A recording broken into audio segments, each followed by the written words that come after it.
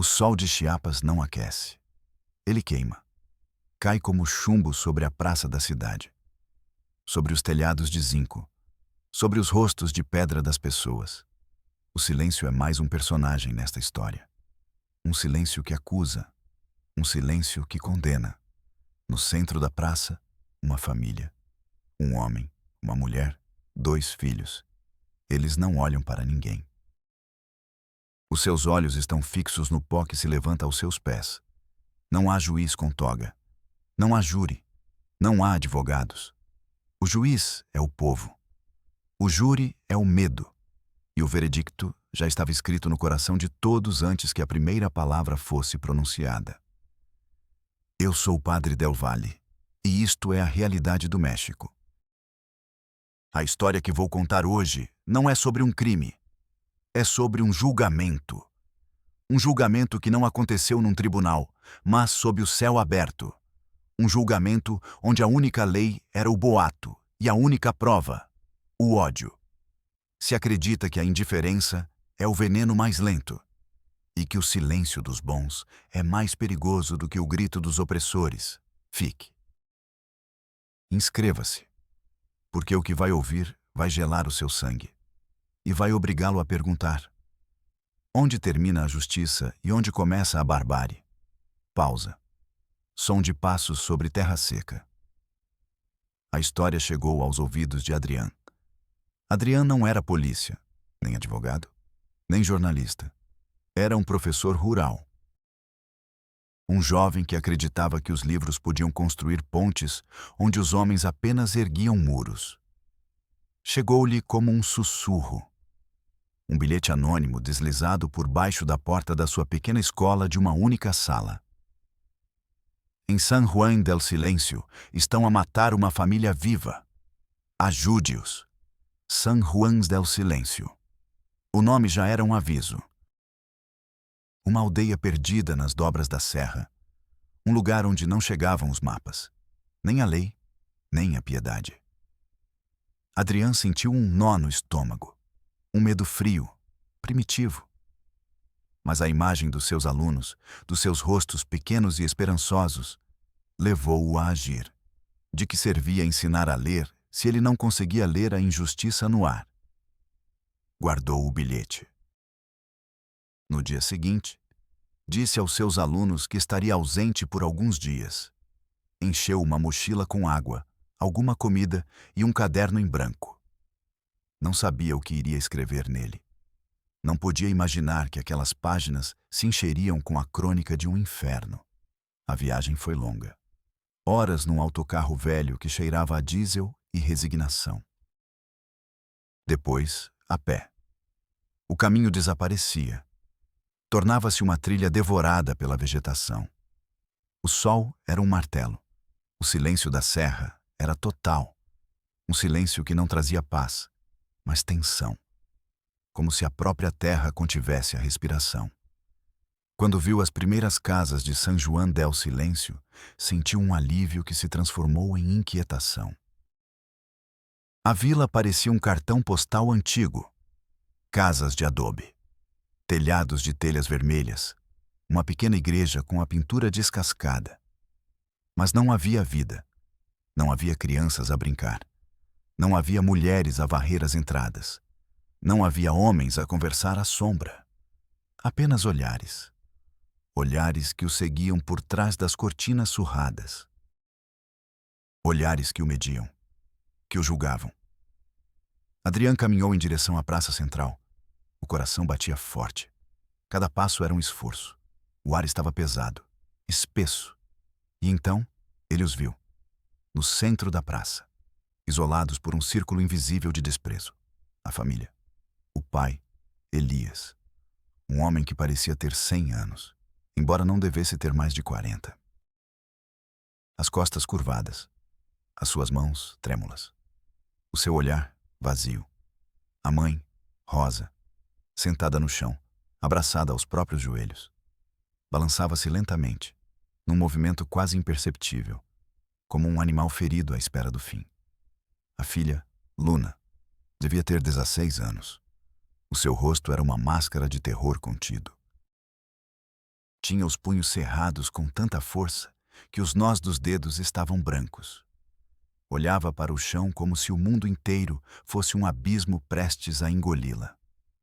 O filho, Santiago, com cerca de 10 anos, escondia-se atrás da irmã, agarrado ao vestido dela. Apenas os olhos apareciam, grandes, negros, cheios de uma confusão que partia a alma. A aldeia inteira estava lá. Não gritavam, não insultavam, apenas olhavam. O silêncio era uma arma, um veneno que os estava a matar lentamente. Adrian aproximou-se. 1 passo, 2 passos. Um homem idoso, com o rosto sulcado por rugas como terra seca, interpôs-se no seu caminho.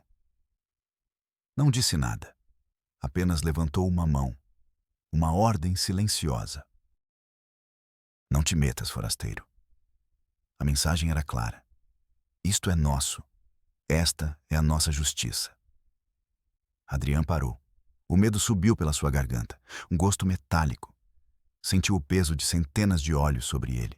Uma pressão física insuportável. Queria correr, queria gritar, queria desaparecer. Mas então viu os olhos de Santiago. O menino olhou para ele por um instante. E naquele olhar não havia apenas medo. Havia uma pergunta. Tu também? Naquela noite, Adrian dormiu nos arredores da aldeia. Ou tentou dormir. Cada estalo de um galho, cada ulular de uma coruja era uma ameaça. O frio da serra penetrava-lhe nos ossos. Mas não era um frio natural. Era o frio do ódio. O frio da solidão absoluta. Ao amanhecer, ele voltou à praça. A cena era a mesma. A família no centro, a aldeia vigiando. Mas algo tinha mudado. Alguém tinha colocado um cartaz na frente da família. Letras grosseiras, pintadas com carvão. Incestuosos. A palavra pairava no ar. Suja, pesada, definitiva. Adrian sentiu uma náusea violenta. Incesto. O tabu definitivo. O pecado que não tem nome. A acusação que não precisa de provas. A simples palavra era uma sentença de morte. Ele se aproximou de uma mulher que lavava roupa numa pia pública, a uma distância prudente da praça. Bom dia, disse ele. A sua voz soava estranha, fraca. A mulher não levantou os olhos.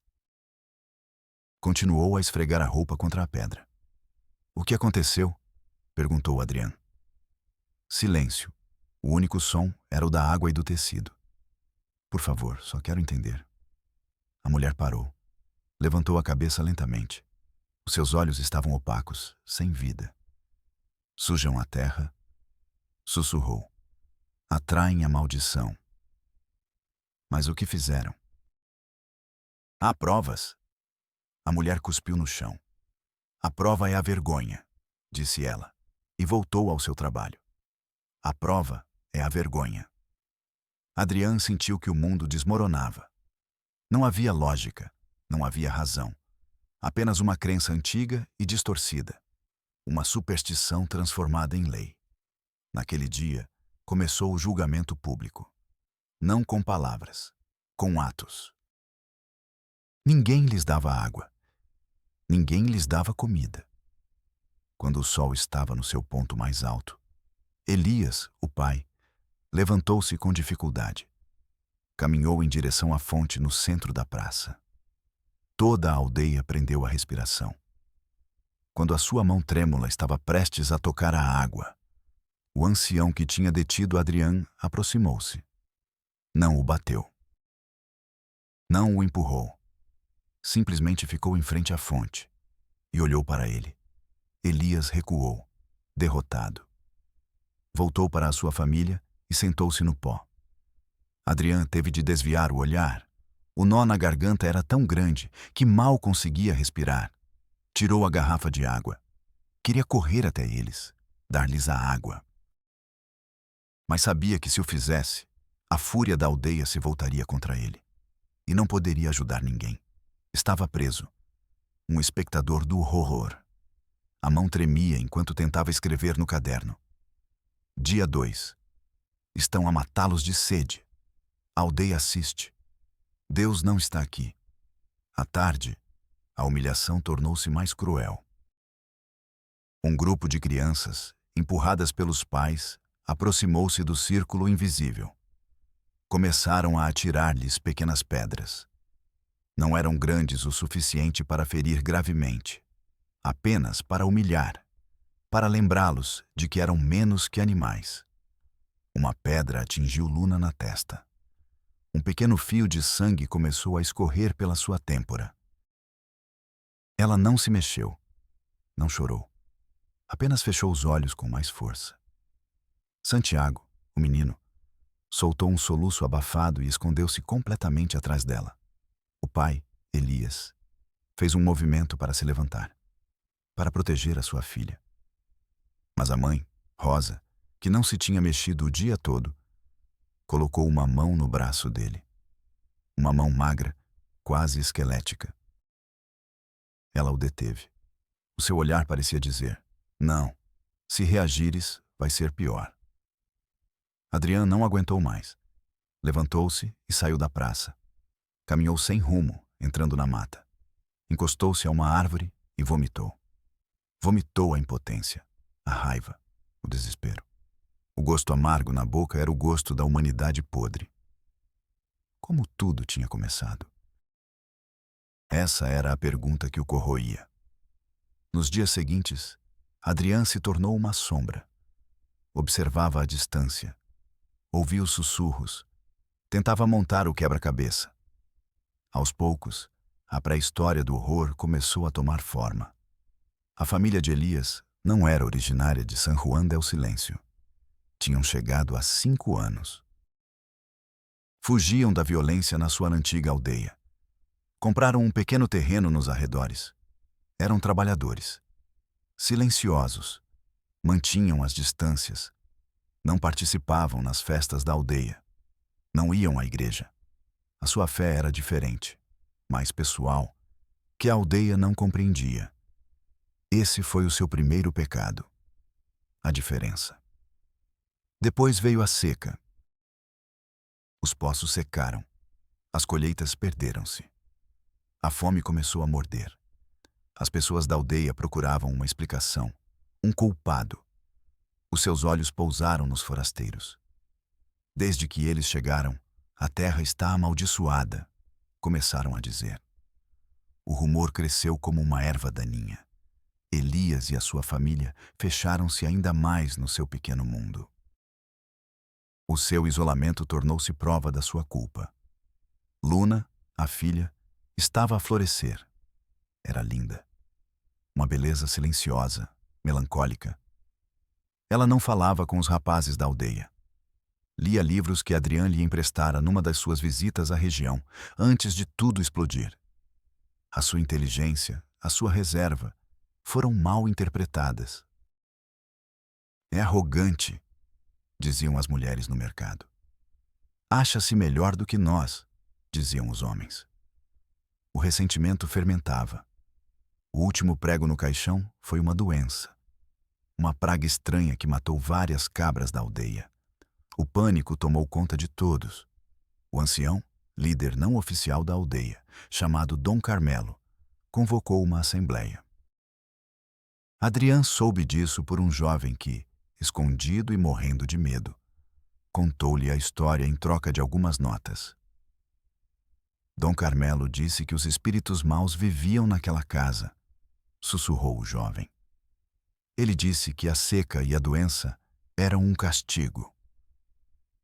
Precisávamos de uma razão para o castigo, uma razão grande. E então, alguém soltou a palavra. Incesto. Ninguém sabe quem foi o primeiro. Foi como uma faísca num palheiro. Espalhou-se por toda essa aldeia em questão de horas, não precisava de provas. Fazia sentido nas suas mentes aterrorizadas. Por que é que se isolavam? Pelo seu segredo culpado. Por que é que a filha não aceitava nenhum pretendente? Porque o pai possuía-a. Por que é que o filho era tão tímido e medroso? Porque via a abominação. A lógica do ódio é simples, implacável. Construíram uma narrativa perfeita, uma que justificava o medo e dava um alvo para a sua fúria. O julgamento na praça não era para descobrir a verdade. Era um ritual, um ato de purificação. Ao expulsar a família, acreditavam que estavam a limpar a terra, a salvar-se a si próprios. Adrian sentiu um arrepio percorrer-lhe as costas. Não era um linchamento, era um sacrifício humano. Lento, metódico, público. Com o caderno cheio de notas, com o horror gravado na retina, Adrian soube que não podia fazer nada sozinho. Precisava de ajuda. Precisava do sistema. Despediu-se da aldeia na escuridão da noite. A imagem da família, tremendo de frio no meio da praça, persegui-lo-ia para sempre. Deixou-lhes um saco com pão e água perto, num lugar onde esperava que o encontrassem sem serem vistos. Um pequeno gesto, inútil, desesperado. A viagem de regresso foi uma corrida contra o tempo. Chegou à cidade mais próxima, San Cristóbal de las Casas, suado, sujo, com desespero nos olhos. A sua primeira paragem foi no gabinete do Ministério Público. Esperou 2 horas numa cadeira de plástico partida. O ar cheirava a papel velho e café rançoso. Finalmente, um funcionário com o bigode manchado de café chamou-o. Chamava-se Licenciado Benítez. Adrian falou rápido, com urgência. Contou-lhe tudo: a aldeia, a praça, a família, o cartaz, a fome, a sede, as pedras. O licenciado Benítez ouvia sem mudar de expressão. Tamborilava com os dedos sobre uma pilha de pastas. Quando Adrian terminou, sem fôlego, o funcionário suspirou. Um suspiro de tédio. De aborrecimento. Olhe, jovem, disse ajustando os óculos. Tem uma queixa formal assinada pela vítima? Como vão assinar alguma coisa? Estão sequestrados por toda uma aldeia. Estão aterrorizados, exclamou Adrian. Sem queixa não há crime a perseguir. Pode ser uma questão de costumes, disse Benítez, abrindo uma pasta ao acaso. A lei protege a autonomia das comunidades indígenas. Isto não é autonomia, é tortura. É uma violação dos direitos humanos mais básicos. O advogado olhou para ele pela primeira vez. Um olhar frio, vazio. Preencha este formulário, disse ele, deslizando um papel pela secretária. É o formulário de queixa do cidadão. Formulário F12. Seja claro e conciso. Assim que for processado, será atribuído um investigador para avaliar a situação. Pode demorar algumas semanas. Semanas. A palavra ressoou na cabeça de Adrian como uma sentença de morte. Ele sentiu uma onda de raiva impotente. O sistema não estava ali para ajudar. Estava ali para gerir. Para classificar a tragédia em arquivos. Ele saiu do escritório com o formulário inútil na mão. O papel parecia cinza.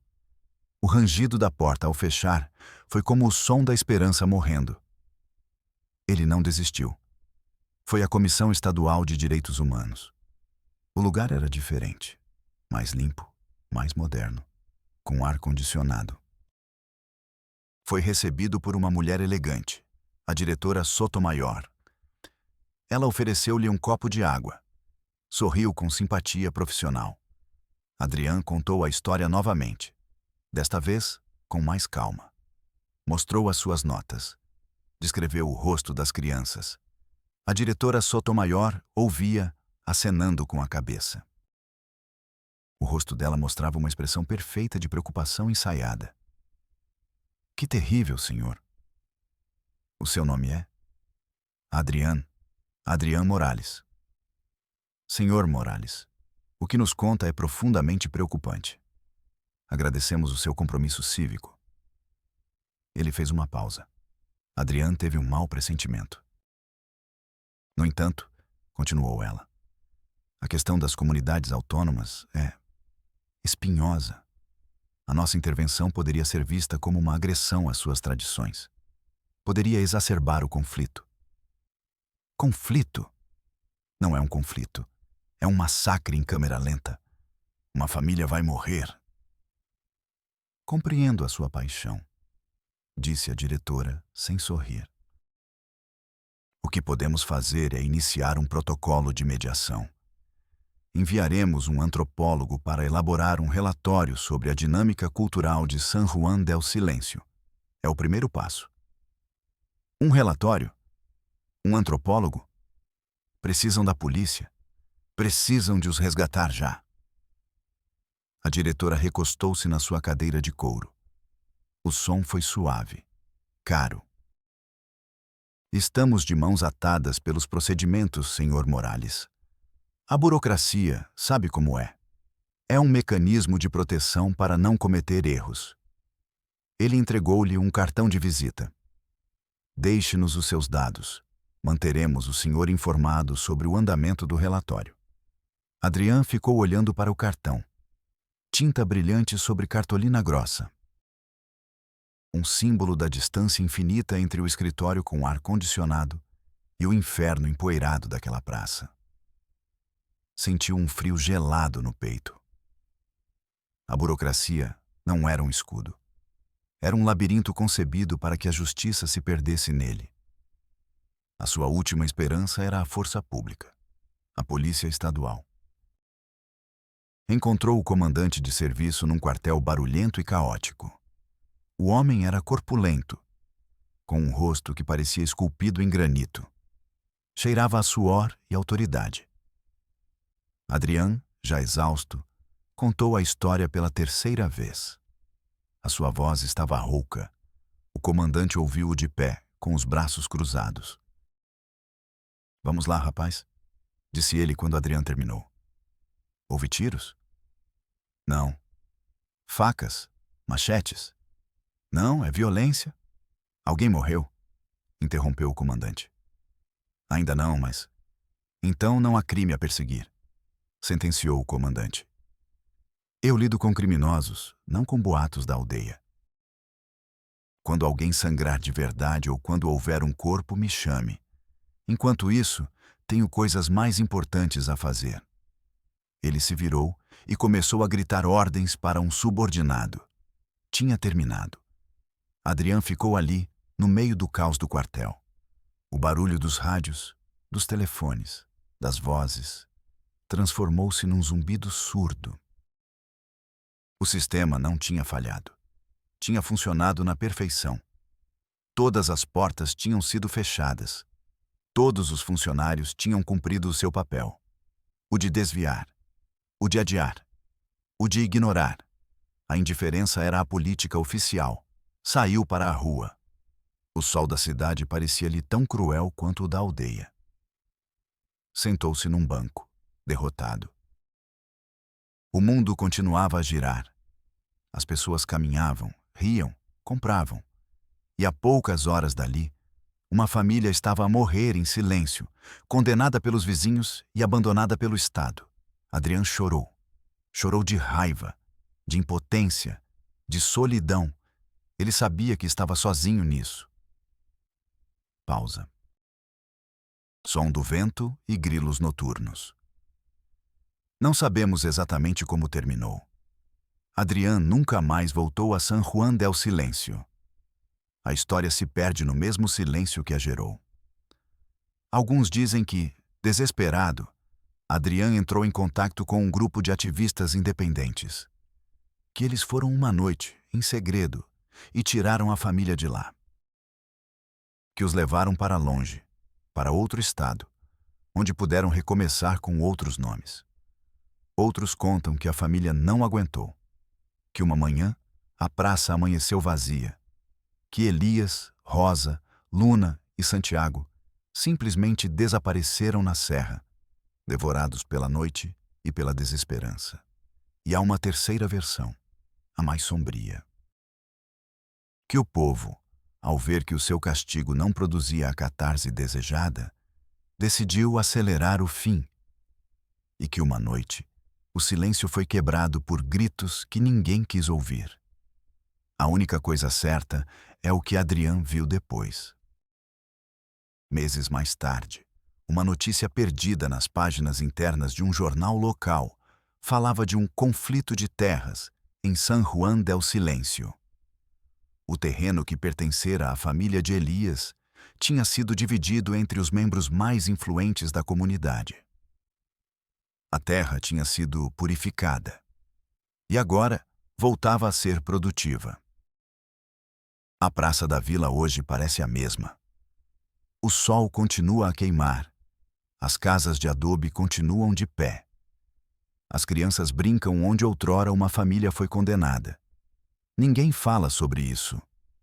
A memória foi enterrada juntamente com a dignidade de 4 seres humanos. A verdadeira tragédia não é apenas o que aconteceu naquela praça. É o eco das portas a fechar-se nos escritórios do poder. É o suspiro entediado do funcionário. É o sorriso profissional da diretora. É as costas do comandante. O verdadeiro monstro não é apenas a multidão ignorante e assustada. É o sistema concebido para não ver, para não ouvir, para não agir.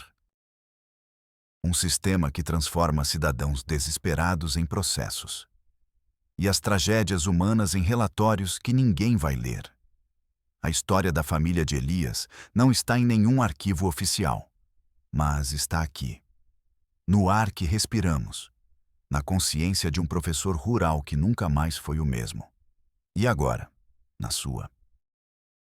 Sou o Padre Del Valle e nos vemos na próxima Realidade México.